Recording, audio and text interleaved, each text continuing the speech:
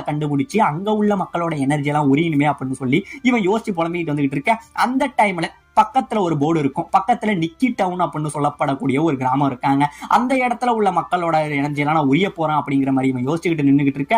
அந்த டைம்ல பின்னாடி ஒரு பஸ் ஒண்ணு வருங்க. பஸ் வர இவன் நடுவுல ரோட்ல நிப்பான் பாத்தீங்களா, அதனால இந்த பஸ் கண்ட்ரோல் மீறி என்ன ஆயிடுது, ட்ரக்குன்னு ட்ரிஃப்ட் ஆயிடுதுங்க. ட்ரிஃப்ட் ஆக நம்ம வண்டிகாரனும் ஆர்ன் அடிச்சுக்கிட்டே இருக்கான். ஆனா நம்ம செல்லு இது எதை பத்தியுமே யோசிக்கல. நம்ம எப்படியாச்சும் ஆண்ட்ராய்ட் 17, 18 இவனுங்க 2 பேரை கண்டுபிடிச்சு அவங்களோட எனர்ஜி நான் உறிஞ்சே ஆகணும்னு சொல்லி அவங்கள பத்தி யோசிச்சுக்கிட்டு நடு ரோட்ல நின்றுகிட்டு இருக்கான். இவனுங்களும் என்னென்னமோ பண்ணி பார்க்க இவன் நகராதனால உடனே பஸ்ஸுக்குள்ள நிறைய ஸ்போர்ட்ஸ் பிளேயர்ஸ் இருப்பானுங்க. அவனுங்க எல்லாரும் இங்க இருந்து இறங்கி வந்து நம்ம செல்ல அடிக்கிறதுக்காக வெளியில வரானுங்க. அப்படியே இறங்கி அடிக்க வர, பசங்களா நான் ஆல்ரெடி வேற எனர்ஜி தேடி போயிட்டு இருக்கேன், எனக்கு எனர்ஜி கொடுக்கறதுக்காகவே நீங்க வந்துட்டீங்களாடா அப்படிங்கிற மாதிரி சொல்லிட்டு என்ன பண்றான், இங்கே இருந்து அப்படியே பறந்து போறாங்க.